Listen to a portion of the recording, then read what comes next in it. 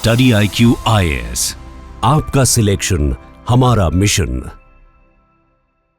Hello and welcome, this is study IQ and I am Prashant Jha. Last time Korean peninsula news में था क्योंकि south Korea में उनके president ने, ex president ने मार्शल लॉ लगाने की कोशिश की और लोगों ने इसका बहुत पुरजोर विरोध किया। फिर उनको हटा दिया जाता है, दूसरे प्रेसिडेंट सत्ता में आते हैं। लेकिन अभी जो कोरियन पेनिनसुला फिर से न्यूज में है, इसके पीछे का कारण यह है कि जो नॉर्थ कोरिया के जो प्रेसिडेंट हैं, जो भी हैं, राजा हैं, जो भी हैं, किम जोंग उन, उनकी जो बहन है, उन्होंने बोला है कि हमें कोई पीस नहीं चाहिए। और उन्होंने बोला कि हमने कॉन्स्टिट्यूशन में अब एक परमानेंट बदलाव कर दिया। क्या बदलाव किया है? तो उन्होंने बोला कि पहले ये था ना कि नॉर्थ कोरिया साउथ कोरिया अभी अलग अलग है, अभी दुश्मन है, लेकिन ऐसा टाइम आएगा जब वो लोग वापस से यूनिफाई हो जाएंगे, एक देश बन जाएंगे। लेकिन अब नॉर्थ कोरिया ने अपने कॉन्स्टिट्यूशन में बड़ा बदलाव किया है और वो ये कि भाई नॉर्थ कोरिया का परमानेंट दुश्मन अगर कोई है तो भाई वो साउथ कोरिया है और हमें कोई पीस नहीं चाहिए, ऐसा किम जोंग उनकी बहन का कहना है। और उन्होंने यूएसए को भी टारगेट किया। उन्होंने बोला कि अगर यूएसए को हमसे बात करनी है ना तो एक ही शर्त पे बात करेंगे हम कि पहले यूएसए को एक्सेप्ट करना पड़ेगा कि north Korea is a powerful nuclear state. उन्होंने ट्रंप ने ऑलरेडी जो है वो बोला है कि नॉर्थ कोरिया जो है वो पावरफुल न्यूक्लियर स्टेट है, लेकिन उनका ऑफिशियल कोई ऐसा स्टैंड नहीं रहा है। तो अगर वो ऑफिशियली ऐसा बोल देते हैं तभी हम उनसे बात करेंगे। तो क्या लगता है, क्या यूएसए नॉर्थ कोरिया से बात करने में इंटरेस्टेड रहेगा? क्योंकि साउथ कोरिया की तरफ से भी कुछ डेवलपमेंट्स आ रहे हैं जिसके बारे में आज के सेशन में हम देखेंगे। तो चलिए शुरू करते हैं। अब देखिए, यह सिचुएशन शुरू होता है जब किम यो जोंग, जो कि किम जोंग उनकी, थोड़ा मुझे प्रोनाउंसिएशन में डिफिकल्टी आ सकती है क्योंकि मुझे कोरियन लैंग्वेज उतनी अच्छे से नहीं आती है, आती ही नहीं है भाई वैसे। तो उनकी जो बहन है वो कहती हैं कि उन्होंने एक बहुत स्ट्रांग स्टेटमेंट बनाया। वो कहती हैं कि South Korea is still our enemy and it has become our permanent enemy. We are not interested in peace talks. वो पीस टॉक्स को बिल्कुल मना कर देती हैं। और ये अभी के टाइम पे जब साउथ कोरिया ने कुछ फ्रेंडली जेस्चर्स दिखाए थे तो इसके रिएक्शन में उन्होंने था। तो साउथ कोरिया की तरफ से क्या फ्रेंडली जेस्चर्स दिखाए गए थे? तो जो प्रेसिडेंट थे ली जाए म्यूंग की, इससे पहले जो प्रेसिडेंट थे, उनका ये था कि भाई वो दुश्मनी कर रहा है, हम भी दुश्मनी करेंगे। पर ये भैया गांधीवादी आदमी है। ये जो साउथ कोरिया के प्रेसिडेंट हैं वो कहते हैं कि भाई हमें जो है वो प्रेम भाव से रहना चाहिए। और इसी वजह से नॉर्थ कोरिया साउथ कोरिया में अब बच्चों की तरह लड़ते थे ये लोग। बच्चों की तरह मैं क्यों कह रहा हूं? तो कभी नॉर्थ कोरिया क्या करता था, वो बलून में कचरा भर करके साउथ कोरिया की तरफ वो उड़ा देता था, जिसकी वजह से साउथ कोरिया में वो बलून फट जाता था एंड कचरा पूरा नीचे ये बस जाता था।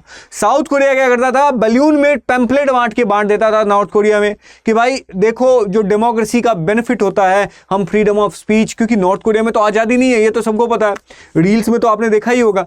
तो ये चीज़ करता था साउथ कोरिया की, पैम्पलेट वगैरह हवा में उड़ा दिया, जिसकी वजह से वहाँ के लोग जो है जब उनके पास पहुँचता था तो वो लोग जो हैं वो किम जोंग उनका का विरोध करे, ऐसा उनका ये था। उसके बाद अभी रिसेंटली क्या हुआ था कि दोनों ने बॉर्डर के पास बड़े बड़े बहुत पावरफुल स्पीकर्स जो हैं वो लगा दिया था। इधर से north Korea anti south Korean music बजाता था, म्यूजिक तो खैर है नहीं, और जो साउथ कोरिया है वो उसका नाम क्या है यार,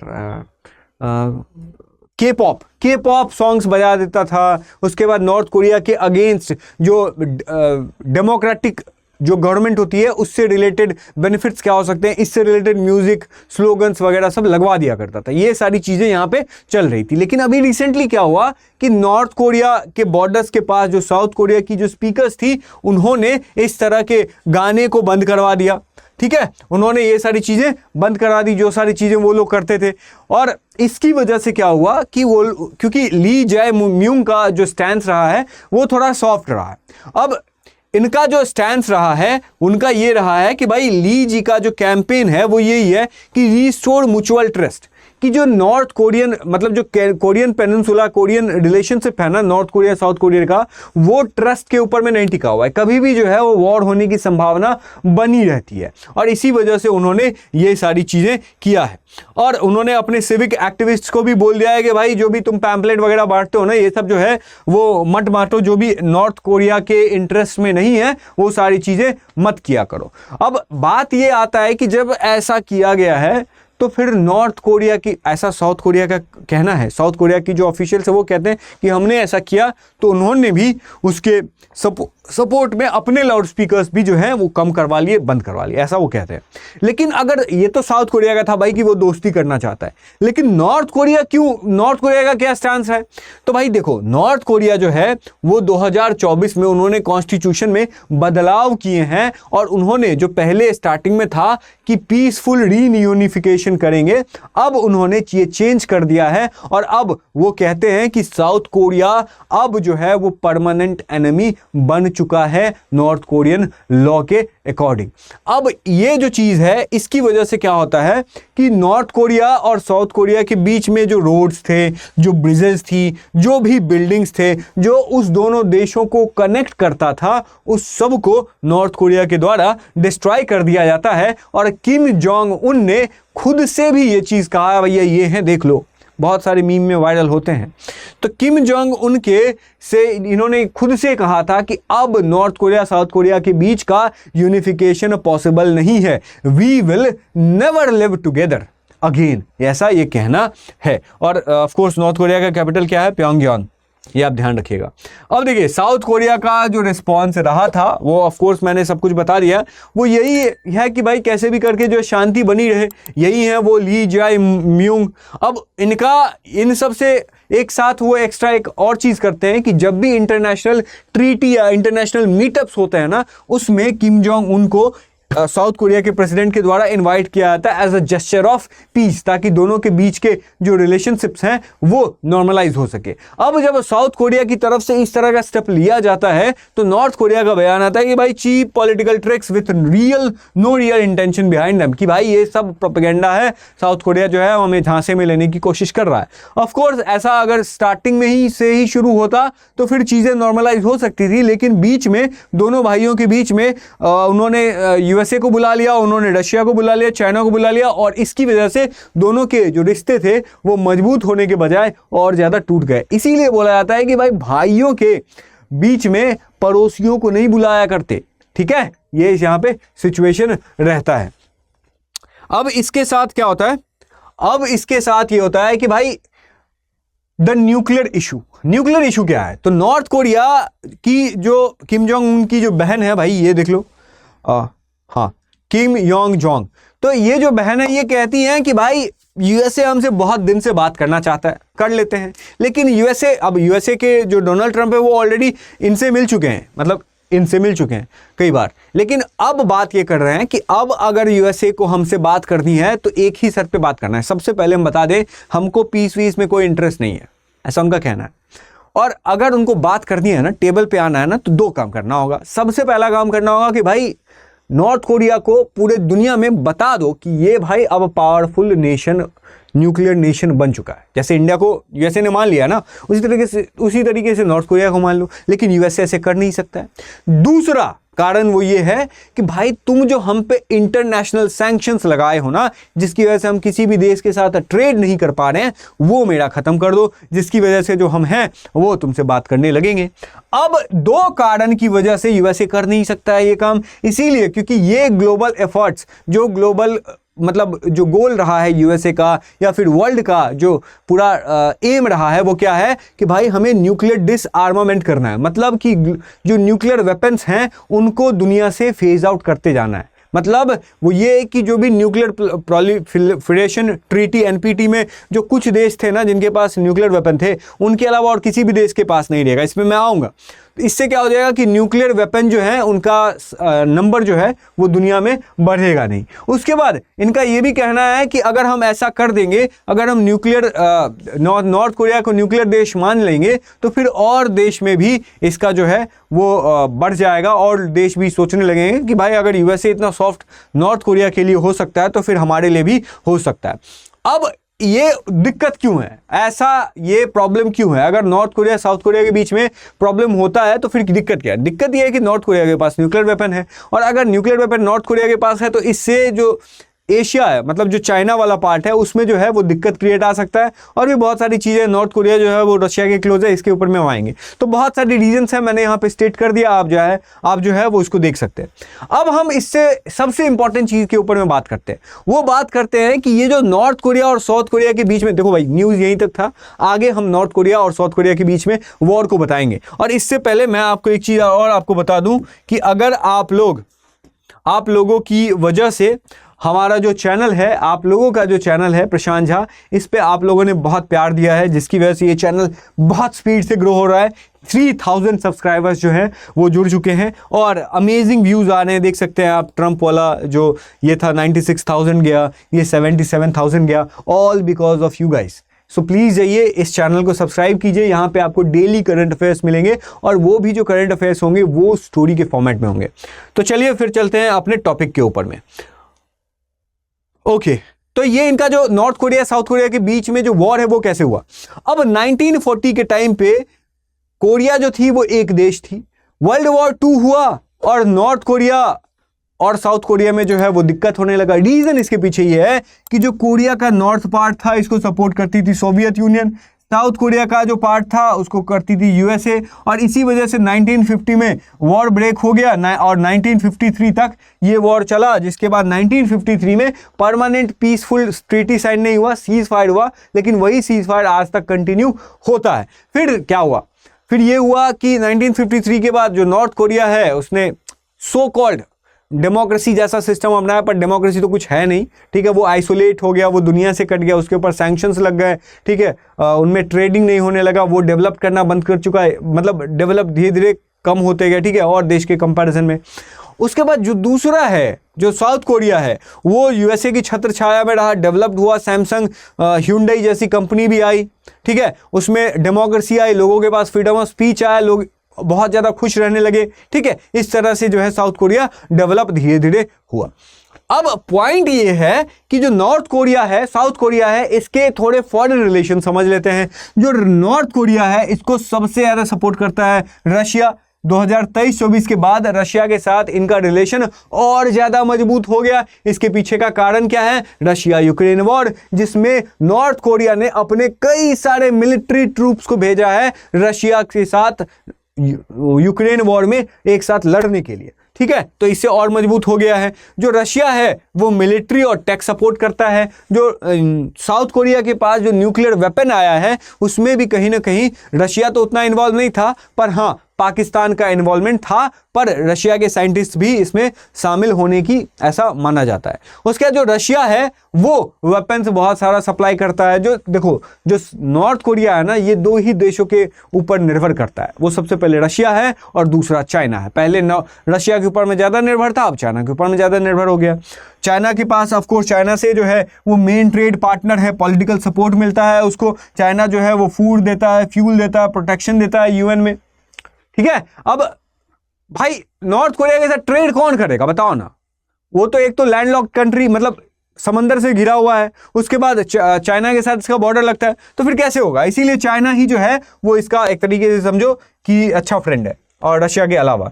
उसके बाद यूएसए से बहुत बड़ा दुश्मनी है। नॉर्थ कोरिया के लिए यूएस बहुत मेन थ्रेट है ऑफ कोर्स, क्योंकि साउथ कोरिया को सपोर्ट करता है, और इसी वजह से यूएसए जो है वो 28,000 यूएस ट्रुप्स को हमेशा साउथ कोरिया में रखता है। इसके पीछे का एक और कारण जिसके बारे में आपको बताऊंगा।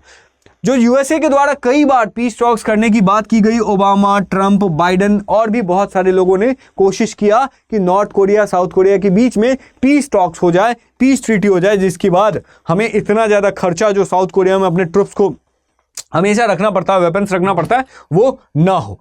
अब देखिए साउथ कोरिया का क्या है इक्वेशन। तो सबसे स्ट्रॉन्गेस्ट एलाई कौन है भैया, यूनाइटेड स्टेट्स। यूनाइटेड स्टेट्स उसको सिक्योरिटी प्रोवाइड करता है, वेपन प्रोवाइड करता है, इंटेलिजेंस प्रोवाइड करता है, मिलिट्री एक्सरसाइजेज साथ साथ करते हैं। साउथ कोरिया की मिलिट्री क्या ही होगी, बट जो भी है समझो कि यूएसए की ही वजह से है।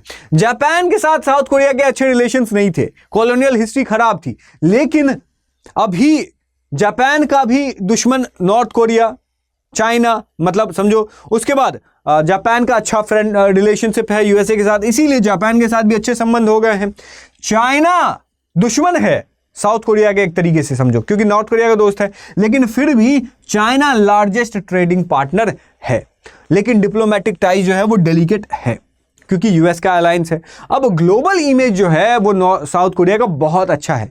सब समझते हैं, अभी तक समझते थे, बाद में मार्शल लॉ लग गया, लेकिन अभी तक समझते थे कि भाई साउथ कोरिया बहुत मॉडर्न है, डेमोक्रेटिक है, टेक ड्रिवन कंट्री है, वहाँ पे Samsung, Hyundai, BTS represent a soft power. मतलब ये है कि बहुत अच्छा सब कुछ मंगल चल रहा है यहाँ पे। अब पॉइंट ये आता है कि भाई आप ये सोचोगे कि यार सर एक बात बताओ, नॉर्थ कोरिया के पास न्यूक्लियर वेपन है, सब समझ गए, लेकिन साउथ कोरिया क्यों पीछे रह गया? तो भाई देखो, सबसे पहली इंपॉर्टेंट बात यह है कि साउथ कोरिया जो है वो अलग पाथ चूज करता है। वो चूज करता है क्या? उसको वो बोलता है कि भाई हम भी वेपन बनाएंगे। इतना टेक्नोलॉजिकल एडवांस कंट्री है तो वेपन भी होना चाहिए। तो भाई वो भी सोच रहा था कि हम भी वेपन बनाएंगे, पर यूएसए बोलता है क्यों वेपन बनाना है, हमारा उसूल एक ही है कि दुनिया में हमारे अलावा किसी के पास न्यूक्लियर वेपन ना रहे। अगर आपके पास होगा तो आपको हम थ्रेट समझेंगे, इसीलिए आप न्यूक्लियर वेपन मत बनाओ। रहा बात नॉर्थ कोरिया के से संरक्षण का, तो हम है ना, हम देंगे आपको। तो इसीलिए बोलता है कि भाई तुमको कोई दिक्कत नहीं है बंदूक रखने का, तुम्हारा दोस्त बंदूक रखा है, ठीक है। नॉर्थ कोरिया बोलता है, साउथ कोरिया बोलता है ठीक है भाईजान, आप जो बोलेंगे वही होगा। फिर साउथ कोरिया में उसी टाइम से यूएसए का मिलिट्री ट्रूप्स रहने लगे, वेपन सप्लाई करने लगे, और इसके साथ साथ यूएसए और साउथ कोरिया जो है वो म्यूचुअल डिफेंस ट्रीटी भी साइन करते हैं कि अगर इनकेस फ्यूचर में नॉर्थ कोरिया अटैक करता है तो भाई यूएसए उसका बदला लेगा, फाइनल उसका बदला लेगा, ठीक है। ये यहाँ पे सिस्टम रहता है, जिसकी वजह से साउथ कोरिया को एक गारंटी मिला कि भाई हमारे ऊपर थ्रेट नहीं है, तो फिर हमें न्यूक्लियर वेपन बनाने की जरूरत नहीं है। दूसरा बात यह है, इसी वजह से जो एनपीटी होता है, एनपीटी आप नीचे कमेंट सेक्शन में बताएंगे कि क्या है ये, ठीक है। तो इस 9PD को साउथ कोरिया के द्वारा साइन किया जाता है, और इसमें ऐसा बोला जाता है कि सिर्फ 5 देश के पास, जब ये NPT आया था, 5 देश के पास न्यूक्लियर वेपन रहेंगे, US, Russia, China, UK, France. इसके अलावा और जो भी साइन करेगा उसके ऊपर जो है हम सैंक्शन लगा देंगे। इस तरह का था यहाँ पे system. All others agree not to build nuclear weapons, ऐसा था। सब लोग जो हैं वो न्यूक्लियर वेपन, ये एनपीटी साइन करेंगे। नॉर्थ कोरिया भी साइन किया, साउथ कोरिया भी साइन किया। साउथ कोरिया तभी तक साइन किया और नॉर्थ कोरिया साइन किया था 2003 में, जो है इस एनपीटी से बाहर हो गया। इंडिया, पाकिस्तान जो है और चाइना, इस मतलब इंडिया पाकिस्तान ने इसको साइन नहीं किया था, इजराइल ने भी साइन नहीं किया था, ठीक है। यहाँ पे ये बात है। अब अगर एनपीटी साइन नहीं हुआ है तो भाई एनपीटी अगर कोई कंट्री साइन करता है तो उसको बेनिफिट क्या मिलता है? तो बेनिफिट मिलता है न्यूक्लियर टेक्नोलॉजी मिलता है, एनर्जी मिलता है, ठीक है, वेपन्स मिलता है, ठीक है, सिक्योरिटी मिलता है कि भाई अगर तुम पे कोई न्यूक्लियर से अटैक करेगा तो भाई वैसे तुमको आएगा बचाने, ठीक है। ये सारी चीज़ें यहाँ पे मिलता है। अब कुछ लोग बोलते हैं कि भले साउथ कोरिया ने न्यूक्लियर वेपन्स नहीं बनाए हो, पर साउथ कोरिया केपेबल है कि भाई वो न्यूक्लियर वेपन बना सकता है, क्योंकि टेक्निकली जो साउथ कोरिया है वो बहुत ज़्यादा हाईटेक कंट्री है, सब मानते हैं ये चीज़। तो अगर वो चाहता तो 1-2 साल में ही जो न्यूक्लियर वेपन बना लेता। जैसे इजराइल के पास लोग बोलता है न्यूक्लियर वेपन नहीं है, मतलब कुछ लोग बोलते हैं न्यूक्लियर वेपन नहीं है, मतलब ऑफिशियल न्यूक्लियर वेपन नहीं है, लेकिन इजराइल के पास तो सबको पता है कि न्यूक्लियर वेपन है। उसी तरीके से ईरान के पास भी हो गया है। तो साउथ कोरिया जो है ये इतना टेक्नोलॉजिकली एडवांस कंट्री है, और 1950 से लेकर के 1991 तक यूएसए का जो न्यूक्लियर मिसाइल्स वगैरह रहा है, वेपन वगैरह रहा है, वो साउथ कोरिया में रहा है, और एडवांस तो है ही। तो भाई साउथ कोरिया जो है चाहता तो कभी भी न्यूक्लियर वेपन बना सकता है, मतलब it can, but it does, मतलब ये करता नहीं है। तो ये सेम सिचुएशन यहाँ पर है। और दूसरी बात ये भी है ना कि अगर होगा भी तो वो दुनिया को थोड़ी दिखाएगा। रीज़न ये है कि इससे जो है वो इंटरनेशनल लॉ तोड़ेगा, अपना छवि उसका बर्बाद होगा, वो यूएसए को एंग्री करेगा, जापान को, चाइना को एंग्री करेगा, ग्लोबल कम्युनिटी को एंग्री करेगा। और फिर दूसरा बात ये है कि भाई अगर वो न्यूक्लियर वेपन बनाना शुरू करेगा और ऐसा अगर नॉर्थ कोरिया को पता चल गया तो उससे पहले ही न्यूक्लियर वेपन जो है, न्यूक्लियर बॉम्ब से जो है वो दाग देगा और यूएसए भी बचाने नहीं आएगा। इस तरह की चीज़ें यहाँ पे हैं। तो आई होप कि ये सिचुएशन, ये जो पूरा कॉन्सेप्ट है नॉर्थ कोरिया साउथ कोरिया के बीच का, वो आपको समझ में आ गया होगा। अब आपसे सवाल ये है कि आपने 38th पैरेलल का नाम कहीं ना कहीं सुना होगा, तो वो 38th पैरेलल क्या है? क्या ईस्ट और वेस्ट जर्मनी का बॉर्डर है, कोल्ड वॉर के टाइम पे था? क्या चाइना और ताइवान के बीच में ऑफिशियल बॉर्डर है? या फिर वो नॉर्थ और साउथ कोरिया के बीच में लाइन ऑफ लैटिट्यूड है? या फिर जापान साउथ कोरिया के बीच में एक मैरीटाइम बाउंड्री डिस्प्यूट लाइन है? तो आप इस कमेंट को, आप इस क्वेश्चन को अटेम्प्ट करेंगे, आप नीचे कमेंट सेक्शन में बताएंगे ABCD कौन सा आंसर है। अगर जिसका सही आंसर होगा तो मैं उस कमेंट को हार्ट दे दूंगा। तो आई होप कि ये पूरा सेशन आपको अच्छा लगा होगा और फिर मिलते हैं आपसे नेक्स्ट वीडियो में। तब तक के लिए thank you so much and keep learning. Study IQ IAS, आपका सिलेक्शन हमारा मिशन।